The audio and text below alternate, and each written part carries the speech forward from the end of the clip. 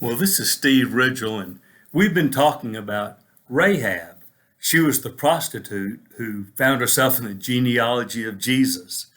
It's such a great story.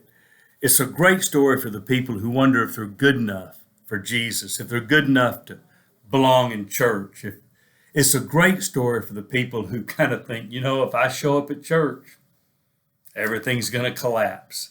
It's a great story for that because she was a prostitute that became the great, great, great, great, great, great grandmother of Jesus. Such a great story because it teaches us that it's not about goodness, but about faith. She believed in God before she really understood who he was. When God's people came to capture Jericho, second time they really tried it. They should have done it the first time and didn't think they could. When they came back the second time, she tells the two spies that come in, I know your God's going to take this. I know you're going to take this city. And when you do, would you spare us? And they do. They take the city, and it's such a great story. They march around the city once for 6 days in a row. The seventh day, they march around 7 times, blow the trumpet, walls fall down, and in they go. And they have told her, put a red scarlet rope outside your window so we'll know which house to spare when we come in and take the city. And she does. They spare her and her family. Interesting, she was a prostitute. She hangs the red rope out.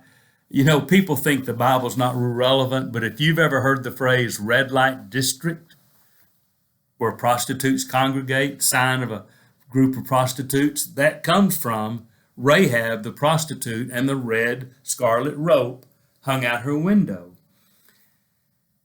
And so they capture the city, they spare her and her family, and they take her outside the city.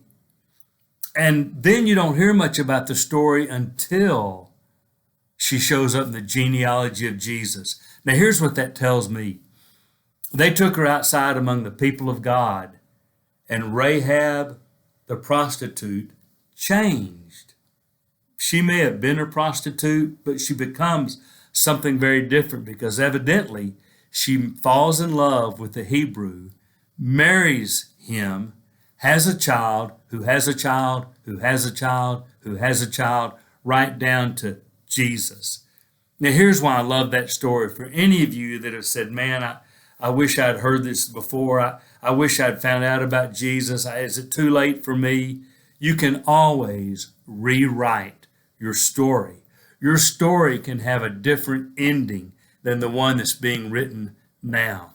I think Rahab is living proof of that. But the truth is, so are many of the Christians you know. We believe in a God who makes alcoholics sober, sexually immoral people pure, mean people sweet, stingy people generous. We believe that because that's what he's done with so many of us, just like he did with Rahab. So if you read the story of Rahab and you're thinking, I'd like to change my life, and is it really true that no matter what my past and what I've done and how I've been, I can rewrite my story and be different because of faith in Jesus? The answer is absolutely yes. Find a Christian, get a hold of me, and I'll connect you with someone. And let's talk about the God who loved you enough to send his son Jesus so that you could be saved, not because you're good, but because you believe in the one who is good.